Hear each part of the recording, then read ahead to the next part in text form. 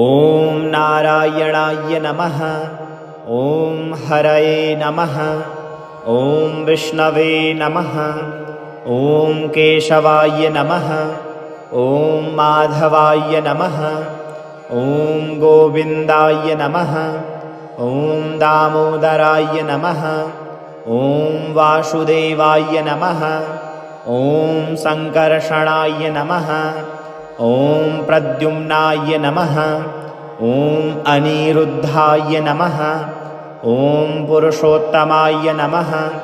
ॐ अधोक्षजाय नमः। ॐ अच्युताय नमः। ॐ जनार्दनाय नमः।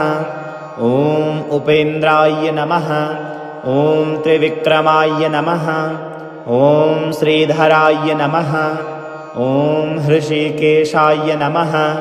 ॐ पद्मनाभाय नमः। ॐ मुकुन्दाय नमः। ॐ श्रीपतये नमः। ॐ लक्ष्मीपतये नमः। ॐ जगन्नाथाय नमः। ॐ जगदीश्वराय नमः। ॐ विश्वम्भराय नमः। ॐ विश्वरूपाय नमः। ॐ विश्वात्मने नमः। ॐ विश्वेश्वराय नमः।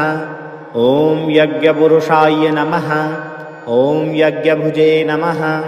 ॐ यज्ञेशाय नमः। ॐ धर्मगुप्ताय नमः। ॐ धर्माध्यक्षाय नमः। ॐ धर्मशेतवे नमः। ॐ सत्यधर्मपरायणाय नमः। ॐ भक्तवत्सलाय नमः। ॐ दीनबन्धवे नमः। ॐ करुणासागराय नमः। ॐ कृपानिधये नमः। ॐ शरणागतवत्सलाय नमः। ॐ अनन्ताय नमः। ॐ शेषशायिने नमः। ॐ गरुडध्वजाय नमः। ॐ चक्रपाणये नमः। ॐ शङ्खपाणये नमः। ॐ गदाधराय नमः। ॐ पद्महस्ताय नमः। ॐ पीताम्बरधराय नमः। ॐ वनमालिने नमः। ॐ कौस्तुभधारिणे नमः। ॐ श्रीवत्सलाञ्छनाय नमः। ॐ चतुर्भुजाय नमः। ॐ देवदेवाय नमः। ॐ देवकीनन्दनाय नमः। ॐ यशोदानन्दनाय नमः। ॐ नन्दकुमाराय नमः। ॐ गोपालाय नमः। ॐ गोपीजनवल्लभाय नमः।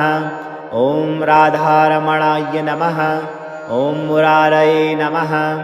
ॐ मधुसूदनाय नमः। ॐ कंसारये नमः। ॐ पूतनामोचनाय नमः। ॐ कालीयदमनाय नमः। ॐ गिरिधारिणे नमः। ॐ गोवर्धनधारिणे नमः। ॐ वामनाय नमः।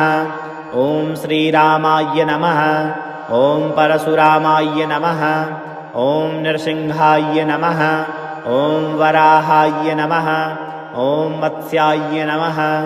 ॐ कूर्माय नमः। ॐ बुद्धाय नमः। ॐ कल्किने नमः। ॐ हयग्रीवाय नमः। ॐ मोहिनीरूपधारिणे नमः। ॐ धन्वन्तरये नमः। ॐ श्रीनिवासाय नमः। ॐ वेङ्कटेशाय नमः। ॐ रङ्गनाथाय नमः। ॐ बदरीनाथाय नमः। ॐ बदरीनारायणाय नमः। ॐ वैकुण्ठनाथाय नमः। ॐ परमात्मने नमः। ॐ परब्रह्मणे नमः। ॐ सनातनाय नमः। ॐ अव्ययाय नमः। ॐ अक्षराय नमः। ॐ सर्वेश्वराय नमः। ॐ सर्वात्मने नमः। ॐ सर्वाधाराय नमः। ॐ सर्वकारणकारणाय नमः। ॐ सच्चिदानन्दविग्रहाय नमः। ॐ आनन्दरूपाय नमः। ॐ शान्ताकाराय नमः। ॐ योगेश्वराय नमः। ॐ योगिनां पतये नमः। ॐ परमेश्वराय नमः। ॐ नित्याय नमः। ॐ शुद्धाय नमः। ॐ मुक्तिदाय नमः। ॐ मोक्षप्रदाय नमः। ॐ भवभयहारिणे नमः। ॐ पापनाशनाय नमः। ॐ मङ्गलमूर्तये नमः। ॐ श्रीहरये नमः। ॐ श्रीनारायणाय नमः। ॐ नारायणाय नमः। ॐ हरये नमः। ॐ विष्णवे नमः। ॐ केशवाय नमः। ॐ माधवाय नमः। ॐ गोविन्दाय नमः। ॐ दामोदराय नमः। ॐ वासुदेवाय नमः। ॐ सङ्कर्षणाय नमः। ॐ प्रद्युम्नाय नमः। ॐ अनिरुद्धाय नमः। ॐ पुरुषोत्तमाय नमः। ॐ अधोक्षजाय नमः। ॐ अच्युताय नमः। ॐ जनार्दनाय नमः। ॐ उपेन्द्राय नमः। ॐ त्रिविक्रमाय नमः। ॐ श्रीधराय नमः। ॐ हृषिकेशाय नमः। ॐ पद्मनाभाय नमः। ॐ मुकुन्दाय नमः। ॐ श्रीपतये नमः। ॐ लक्ष्मीपतये नमः। ॐ जगन्नाथाय नमः। ॐ जगदीश्वराय नमः। ॐ विश्वम्भराय नमः। ॐ विश्वरूपाय नमः। ॐ विश्वात्मने नमः। ॐ विश्वेश्वराय नमः। ॐ यज्ञपुरुषाय नमः। ॐ यज्ञभुजे नमः। ॐ यज्ञेशाय नमः। ॐ धर्मगुप्ताय नमः। ॐ धर्माध्यक्षाय नमः। ॐ धर्मशेतवे नमः। ॐ सत्यधर्मपरायणाय नमः। ॐ भक्तवत्सलाय नमः। ॐ दीनबन्धवे नमः। ॐ करुणासागराय नमः। ॐ कृपानिधये नमः। ॐ शरणागतवत्सलाय नमः। ॐ अनन्ताय नमः। ॐ शेषशायिने नमः। ॐ गरुडध्वजाय नमः। ॐ चक्रपाणये नमः। ॐ शङ्खपाणये नमः। ॐ गदाधराय नमः। ॐ पद्महस्ताय नमः। ॐ पीताम्बरधराय नमः। ॐ वनमालिने नमः। ॐ कौस्तुभधारिणे नमः। ॐ श्रीवत्सलाञ्छनाय नमः। ॐ चतुर्भुजाय नमः। ॐ देवदेवाय नमः। ॐ देवकीनन्दनाय नमः। ॐ यशोदानन्दनाय नमः। ॐ नन्दकुमाराय नमः। ॐ गोपालाय नमः। ॐ गोपीजनवल्लभाय नमः। ॐ राधारमणाय नमः। ॐ मुरारये नमः। ॐ मधुसूदनाय नमः। ॐ कंसारये नमः। ॐ पूतनामोचनाय नमः। ॐ कालीयदमनाय नमः। ॐ गिरिधारिणे नमः। ॐ गोवर्धनधारिणे नमः। ॐ वामनाय नमः। ॐ श्रीरामाय नमः। ॐ परशुरामाय नमः। ॐ नृसिंहाय नमः। ॐ वराहाय नमः। ॐ मत्स्याय नमः। ॐ कूर्माय नमः। ॐ बुद्धाय नमः। ॐ कल्किने नमः। ॐ हयग्रीवाय नमः। ॐ मोहिनीरूपधारिणे नमः। ॐ धन्वन्तरये नमः। ॐ श्रीनिवासाय नमः। ॐ वेङ्कटेशाय नमः। ॐ रङ्गनाथाय नमः। ॐ बदरीनाथाय नमः। ॐ बदरीनारायणाय नमः। ॐ वैकुण्ठनाथाय नमः। ॐ परमात्मने नमः। ॐ परब्रह्मणे नमः। ॐ सनातनाय नमः। ॐ अव्ययाय नमः। ॐ अक्षराय नमः। ॐ सर्वेश्वराय नमः। ॐ सर्वात्मने नमः। ॐ सर्वाधाराय नमः। ॐ सर्वकारणकारणाय नमः। ॐ सच्चिदानन्दविग्रहाय नमः। ॐ आनन्दरूपाय नमः। ॐ शान्ताकाराय नमः। ॐ योगेश्वराय नमः। ॐ योगिनां पतये नमः। ॐ परमेश्वराय नमः। ॐ नित्याय नमः। ॐ शुद्धाय नमः। ॐ मुक्तिदाय नमः। ॐ मोक्षप्रदाय नमः। ॐ भवभयहारिणे नमः। ॐ पापनाशनाय नमः। ॐ मङ्गलमूर्तये नमः। ॐ श्रीहरये नमः। ॐ श्रीनारायणाय नमः। ॐ नारायणाय नमः। ॐ हरये नमः। ॐ विष्णवे नमः। ॐ केशवाय नमः। ॐ माधवाय नमः। ॐ गोविन्दाय नमः। ॐ दामोदराय नमः। ॐ वासुदेवाय नमः। ॐ सङ्कर्षणाय नमः। ॐ प्रद्युम्नाय नमः। ॐ अनिरुद्धाय नमः। ॐ पुरुषोत्तमाय नमः। ॐ अधोक्षजाय नमः। ॐ अच्युताय नमः। ॐ जनार्दनाय नमः। ॐ उपेन्द्राय नमः। ॐ त्रिविक्रमाय नमः। ॐ श्रीधराय नमः।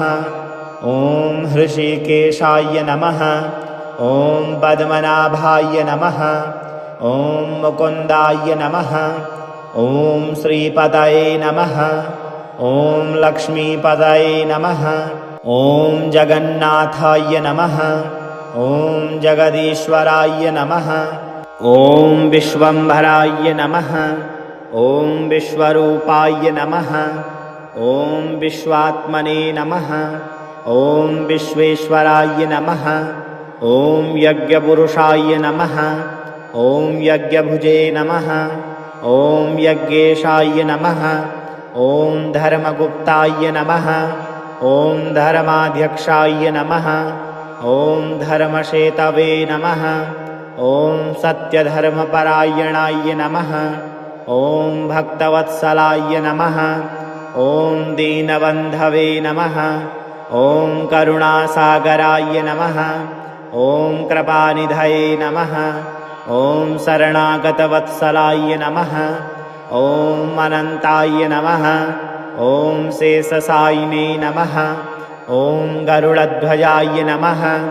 ॐ चक्रपाणये नमः। ॐ शङ्खपाणये नमः। ॐ गदाधराय नमः। ॐ पद्महस्ताय नमः। ॐ पीताम्बरधराय नमः। ॐ वनमालिने नमः। ॐ कौस्तुभधारिणे नमः। ॐ श्रीवत्सलाञ्छनाय नमः। ॐ चतुर्भुजाय नमः। ॐ देवदेवाय नमः। ॐ देवकीनन्दनाय नमः। ॐ यशोदानन्दनाय नमः। ॐ नन्दकुमाराय नमः। ॐ गोपालाय नमः। ॐ गोपीजनवल्लभाय नमः। ॐ राधारमणाय नमः। ॐ मुरारये नमः। ॐ मधुसूदनाय नमः। ॐ कंसारये नमः। ॐ पूतनामोचनाय नमः। ॐ कालीयदमनाय नमः।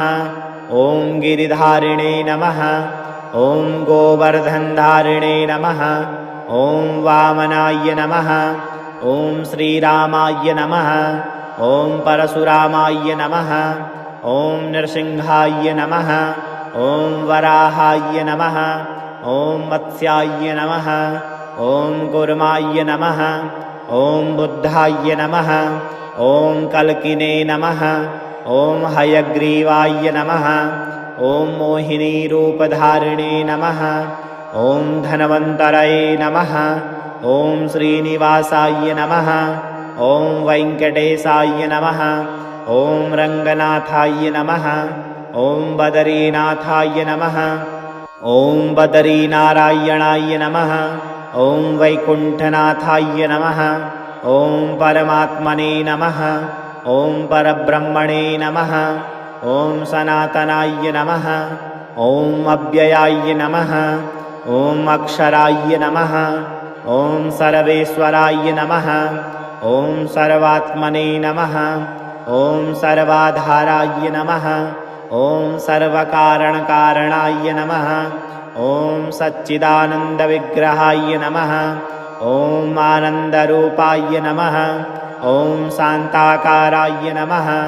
ॐ योगेश्वराय नमः। ॐ योगिनां पतये नमः। ॐ परमेश्वराय नमः। ॐ नित्याय नमः। ॐ शुद्धाय नमः। ॐ मुक्तिदाय नमः। ॐ मोक्षप्रदाय नमः। ॐ भवभयहारिणे नमः। ॐ पापनाशनाय नमः। ॐ मङ्गलमूर्तये नमः। ॐ श्रीहरये नमः। ॐ श्रीनारायणाय नमः।